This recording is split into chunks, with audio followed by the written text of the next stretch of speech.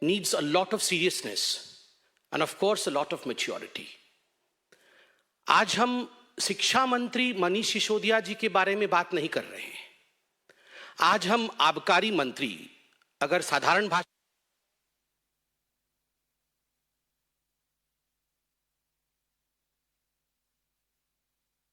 Party, कल को यह मामला कोर्ट में आएगा. स्कूल, इनके विषयों को सामने लाकर मनीष सिसोदिया की रक्षा करने की कोशिश कर रहे हैं. मगर प्रश्न उठता है, शराब मंत्री मनीष सिसोदिया जी ने शराब का घोटाला किया या नहीं किया?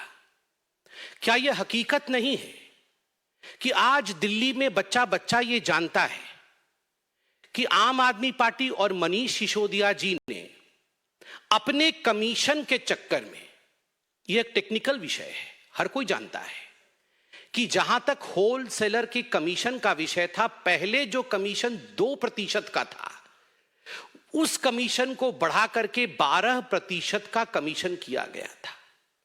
इतना बड़ा इजाफा जो कमीशन का है, ये क्यों किया गया था? ताकि इस कमीशन से मोटा माल, मोटा फायदा, एक प्रॉफिट बैकडोर से आम आदमी पार्टी कमा सके.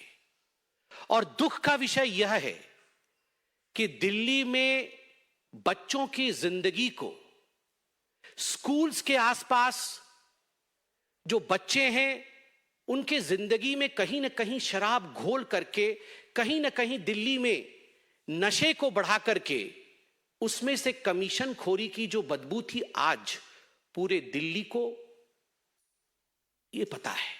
Everyone knows as to how to enhance their own commission. The Aam Aadmi Party had tried its best to spread addiction of liquor in Delhi.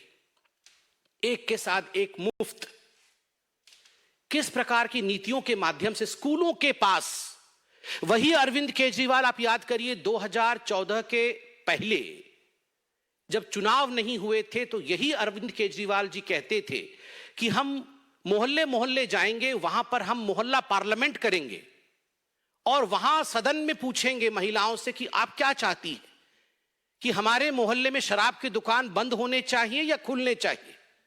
बहुत शराब के ठेके खुल रहे हैं मोहल्लों में. ये शराब के ठेके अगर महिलाएं कहेंगी बंद होनी चाहिए तो हम बंद कर देंगे. ये प्रचलन में है ये वीडियो, हर कोई इस वीडियो को जानता है, देख चुका है अरविंद केजरीवाल के इस वीडियो को.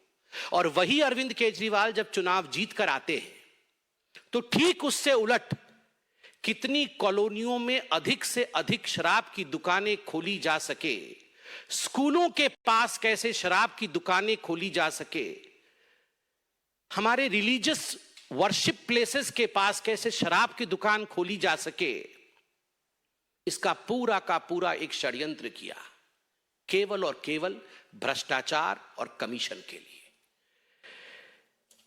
हमने बार बार शराब मंत्री, आबकारी मंत्री मनीष सिसोदिया जी से कुछ सवाल पूछे थे. अरविंद केजरीवाल जी खुद एक ब्यूरोक्रेट रहे हैं.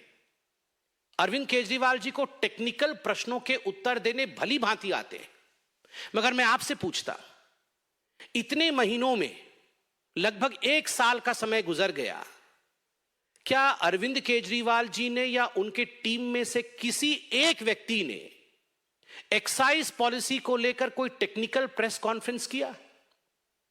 हमने सवाल पूछा था कि आखिर ये पॉलिसी, आपकी जो एक्साइज पॉलिसी थी, जो शराब नीति थी, ये इतनी अच्छी पॉलिसी थी जिसके विषय में आप बोलते थक नहीं रहे थे कि इतने करोड़ों का हमें फायदा होगा, आखिर आपको वो आनन फानन में वापस क्यों लेना पड़ा? एक कारण आपने नहीं दिया.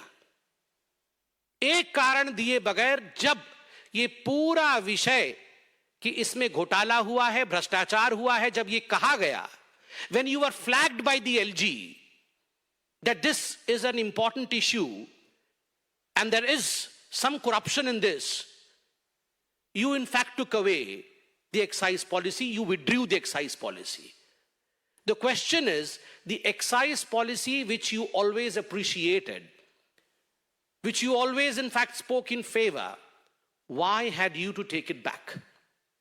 आपको उसे वापस क्यों लेना पड़ा? दूसरा, हमने बार बार पूछा कि ये होलसेलर्स का कमीशन आपने 2% से बढ़ा करके 12% क्यों किया? क्या ये स्टिंग ऑपरेशन के माध्यम से हमारे सामने नहीं आया कि इसका आधा कमीशन जो है रीरूटिंग होकर आपके ही पास आता था? ये सारे sting operation Bharatiya Janata party और भारतीय जनता पार्टी ने मीडिया से लेकर, क्योंकि मीडिया ने इसे अपने सोशल मीडिया साइट इत्यादि में डाला था, हमने इसे उजागर किया है। हमने सवाल पूछा था जब मीडिया ने दिखाया हमें कि ये जो आबकारी नीति थी, एक्साइज पॉलिसी थी, ग्रुप ऑफ मिनिस्टर्स के सामने रखने से पहले इसे अपने व्यापारी मित्र, जो शराब के व्यापारी थे, जो ठेकेदार थे, उनको लीक किया गया, पहले उन तक पहुंचाया गया ताकि जो उनके लाभ के विषय हैं वो उसे अपना लें और जो हानि के विषय हैं उसे ट्वीक कर दिया जाए, उसे चेंज कर दिया जाए। क्या यह हकीकत नहीं है कि हमने सवाल पूछा था कि ब्लैक लिस्टेड कंपनीज जो थी, कानून के मुताबिक ब्लैक लिस्टेड कंपनीज को मनीष सिसोदिया जी और आम आदमी पार्टी की सरकार उन्हें ठेका नहीं दे सकते थे, मगर क्या कारण था कि मनीष सिसोदिया जी ने बतौर शराब मंत्री दिल्ली को शराब में डुबोने के लिए आपने ब्लैक लिस्टेड कंपनीज को भी ठेका दिया? क्या कारण था कि कानून में एक प्रावधान है कि मैन्युफैक्चरर्स जो हैं उन्हें रिटेल के काम में नहीं लाया जा सकता? इस पूरी एक्साइज पॉलिसी में कानून को दरकिनार करते हुए आपने मैन्युफैक्चरर्स को रिटेल में डाला। इसका आपने किसी प्रकार से कोई एक्सप्लेनेशन नहीं दिया। क्या कारण था? हमने पूछा कि 144 करोड़ रुपया आपने अपने इन मित्रों का, जो शराब के ठेकेदार थे, लाइसेंस फी आपने माफ किया। इसका कोई उत्तर नहीं है। रेटोरिक